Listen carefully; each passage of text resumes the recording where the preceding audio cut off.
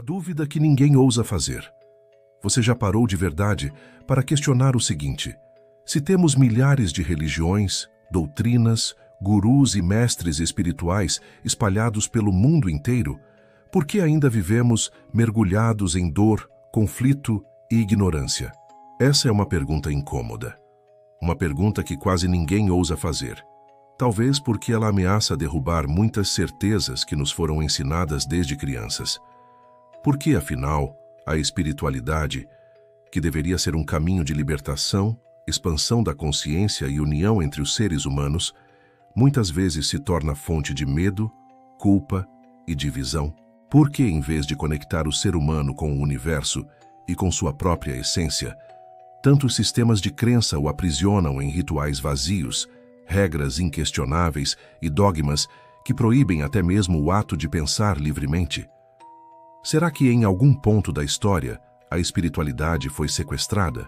Será que ela foi moldada para servir a interesses muito mais terrenos, como o poder político, o controle social e a manipulação cultural, do que a real elevação da alma humana?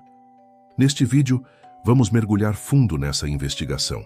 Vamos atravessar as camadas da história, da filosofia e da ciência, para entender como a espiritualidade deixou de ser uma experiência direta com o mistério e se tornou muitas vezes uma prisão mental cuidadosamente arquitetada.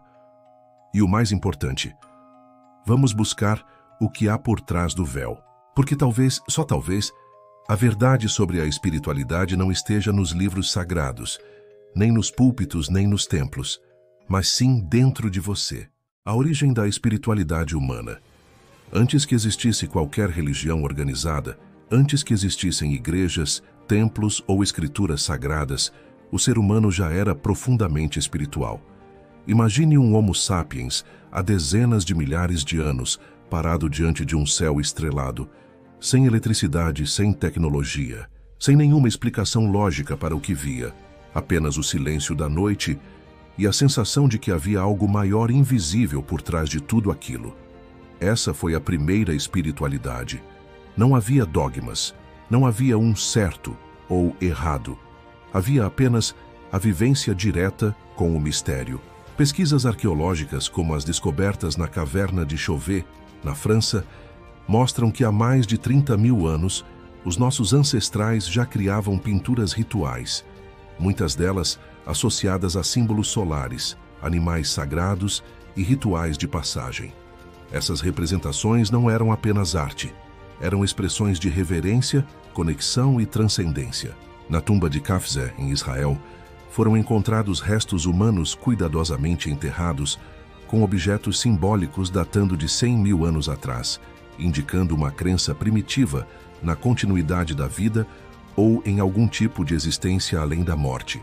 Ou seja, a espiritualidade humana nasce do assombro, do fascínio pelos ciclos da natureza, pelos eclipses, pelas estações, pela vida e pela morte.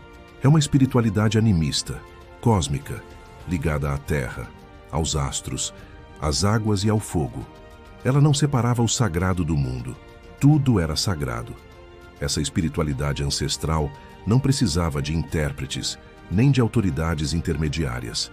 Ela convidava o ser humano a observar, a sentir e a experimentar, e não a obedecer. E talvez seja justamente aí que reside sua pureza. E também o motivo pelo qual, com o tempo, ela precisou ser controlada. Quando a fé virou sistema.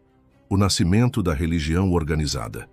Durante milhares de anos, a espiritualidade foi uma experiência pessoal, sensorial e simbiótica com a natureza. Mas algo mudou, profundamente. Com o surgimento das primeiras grandes civilizações, e principalmente após a Revolução Agrícola, há cerca de 10.000 anos, o mundo passou por uma transformação estrutural. As tribos se tornaram cidades, as cidades, impérios. E com essa transição surgiu a necessidade de organizar, controlar e unificar populações cada vez maiores. É nesse cenário que a fé se transforma em sistema. A espiritualidade, antes livre e fluida, começa a ser institucionalizada. Religiões como o zoroastrismo na Pérsia, o hinduísmo védico na Índia Antiga, o judaísmo e, posteriormente, o cristianismo e o islamismo não surgem em vácuos espirituais, mas em contextos políticos, sociais e econômicos específicos. Essas religiões não foram apenas expressões de fé. Elas foram, como destaca o historiador Yuval Noah Harari no livro Sapiens, instrumentos fundamentais para legitimar estruturas de poder, hierarquias sociais e até expansões imperiais. A espiritualidade então deixa de ser uma vivência direta com o mistério e se torna uma doutrina, com dogmas, escrituras, rituais obrigatórios e intermediários entre o indivíduo e o sagrado. Sacerdotes, pastores, monges, rabinos, ayatolás. Esses intermediários passam a deter o monopólio do contato com o divino, e com isso, a fé se torna um sistema de controle comportamental, psicológico e até político. Não se tratava mais de sentir, mas de obedecer. Não se tratava mais de explorar, mas de seguir regras. A religião organizada transformou o invisível em instituição e o sagrado em burocracia espiritual. E esse foi um dos momentos mais decisivos da história humana, quando a fé deixou de libertar e passou a regular. A engenharia do medo, culpa, pecado e salvação. À medida que as religiões organizadas foram se consolidando como instituições de poder, algo essencial se perdeu: a vivência direta, amorosa e intuitiva da espiritualidade. Em seu lugar, instalou-se uma verdadeira engenharia emocional, construída sobre 3 pilares de controle: medo, culpa e obediência cega. A ideia de que o ser humano nasce errado, manchado ou pecador, não é uma constante universal, é uma construção teológica. Um dos exemplos mais emblemáticos é o conceito de pecado original, introduzido no cristianismo a partir da interpretação da queda de Adão e Eva. Com essa narrativa, o indivíduo deixa de ser uma extensão do sagrado e passa a ser visto como intrinsecamente corrompido, indigno, separado da divindade por sua própria natureza. O resultado? Uma psicologia coletiva baseada no medo do castigo eterno, no sentimento de culpa permanente e na dependência de uma salvação externa, oferecida, é claro, pelos próprios representantes do sistema religioso. Essa dinâmica não só fragiliza o ser humano espiritualmente, como também o desconecta de sua divindade interior, sua autonomia de consciência e seu direito de buscar respostas por si mesmo. O psicólogo suíço Carl Jung, um dos maiores estudiosos da psique humana e da espiritualidade, disse certa vez: "A religião é uma defesa contra a experiência religiosa." Essa frase, profunda e desconcertante, revela uma verdade inquietante. Muitas religiões não existem para facilitar o contato com o sagrado, mas para mediá-lo, controlá-lo e, muitas vezes, bloqueá-lo. Elas criam um caminho estreito, cheio de regras e punições, onde o sagrado é algo distante, inalcançável, reservado apenas aos obedientes. O medo do inferno, a culpa por desejos naturais, a vergonha da própria existência. Esses são os mecanismos de contenção mais eficazes já criados. E eles não apenas moldam crenças, moldam comportamentos, políticas e até economias inteiras. Mas a pergunta essencial permanece: isso ainda é espiritualidade? Ou é manipulação emocional com vestes sagradas? Controle social e espiritualidade. A religião como ferramenta de poder. Ao longo da história, a religião, que em sua origem nasceu como um caminho para o transcendental, foi gradualmente transformada em uma poderosa engrenagem de controle social e político.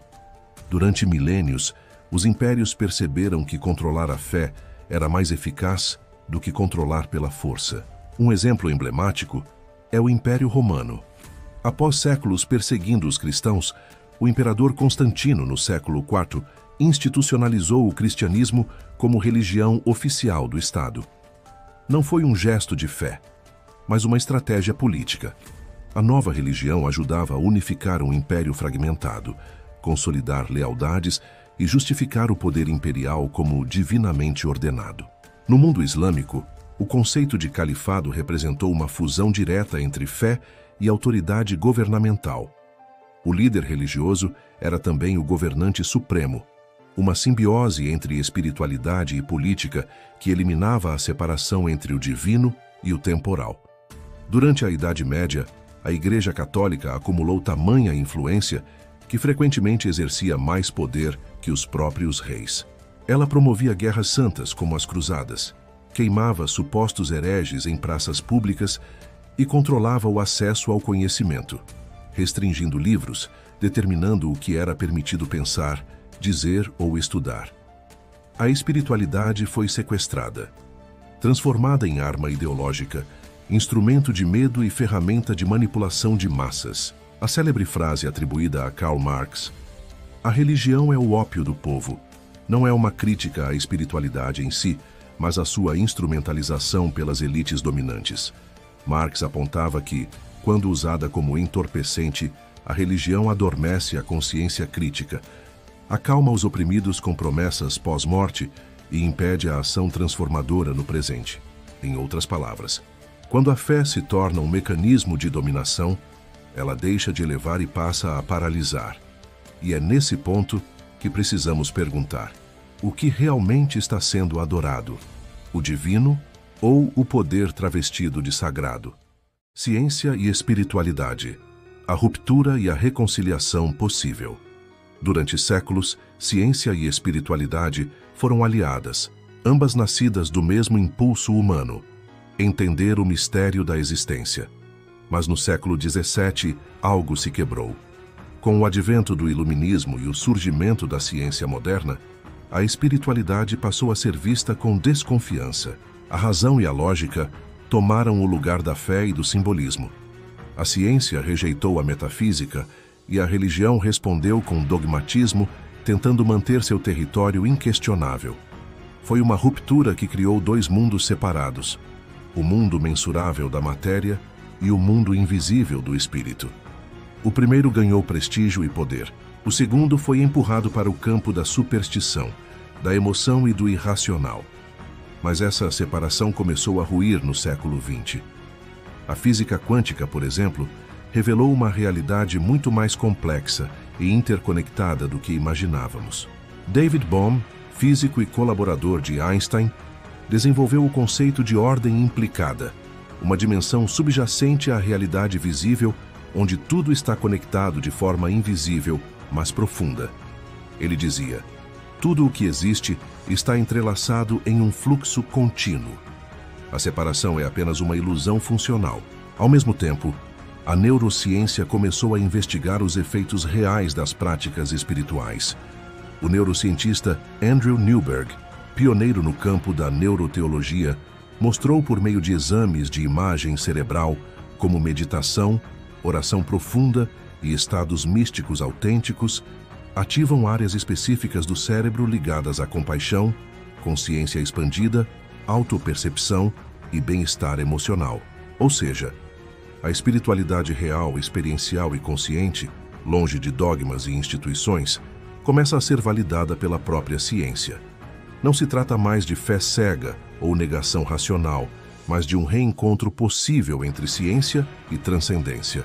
Um novo paradigma onde mente, corpo e cosmos se alinham numa busca conjunta pela verdade. E talvez esse seja o próximo passo da evolução humana. Reintegrar razão e espírito em uma nova consciência, livre, crítica, amorosa e investigativa. A espiritualidade como ferramenta de libertação da consciência. Apesar de ter sido sequestrada, distorcida e usada como instrumento de controle ao longo da história, a espiritualidade autêntica jamais deixou de existir. Ela resistiu, silenciosa, profunda, muitas vezes à margem dos sistemas institucionais, como uma chama interna, esperando ser redescoberta. Porque o verdadeiro papel da espiritualidade nunca foi aprisionar. Seu propósito essencial é libertar. Libertar da ignorância, do ego inflado, dos condicionamentos mentais, dos sistemas que nos dizem o que pensar, o que temer e no que acreditar. Em tradições filosóficas como o estoicismo, encontramos a valorização do autodomínio, da razão e da liberdade interior, mesmo diante do caos externo. No taoísmo, a espiritualidade se revela na harmonia com o fluxo da natureza e na renúncia à imposição do controle. E no budismo original, o foco não é adorar deuses, mas compreender a mente, dissolver o sofrimento e alcançar a iluminação por si mesmo. Essas correntes, ainda que em contextos diferentes, apontam para o mesmo núcleo. O despertar da consciência não depende de instituições, mas de investigação interior. O filósofo e mestre indiano Jiddu Krishnamurti resumiu isso de forma brilhante ao dizer: "A verdade é uma terra sem caminhos." Essa frase é um golpe na estrutura de qualquer dogma. Ela afirma que não há um único caminho, uma única autoridade, um único livro sagrado que leve à verdade. O caminho é interno, solitário e ao mesmo tempo universal, feito de observação profunda, silêncio consciente e autoconhecimento. A espiritualidade libertadora não oferece fórmulas prontas. Ela te instiga a questionar tudo, a romper com as narrativas impostas, a transcender o condicionamento coletivo e a acessar níveis de consciência onde a liberdade não é um conceito, é um estado de ser. Nesse sentido, espiritualidade é revolução. É um ato radical de emancipação psíquica. É a recusa de viver dormindo, obedecendo por medo e repetindo crenças sem presença. Ser espiritual de verdade é ser livre. Conclusão. O chamado para despertar. Afinal, a espiritualidade foi sequestrada? Sim, sequestrada por sistemas que transformaram o mistério em dogma, por instituições que trocaram o sagrado vivo por estruturas de poder, por narrativas que ensinaram você a temer, a obedecer, a se culpar, em vez de mergulhar em sua própria profundidade. Transformaram o espírito humano em consumidor de crenças e a fé em moeda de controle. Roubaram a conexão direta com o divino e a revestiram de regras, hierarquias e intermediários. Mas aqui está a verdade incômoda e libertadora. Esse sequestro não é absoluto. A espiritualidade real, viva, ainda pulsa na natureza, no silêncio entre dois pensamentos, na intuição que te desperta no meio da noite, na dúvida que insiste em não se calar. Hoje, milhões de seres humanos começam a questionar o script, a desconstruir as velhas fórmulas e a buscar algo que não cabe em nenhuma religião, mas está presente em tudo. É o despertar para uma espiritualidade consciente, crítica e integrada.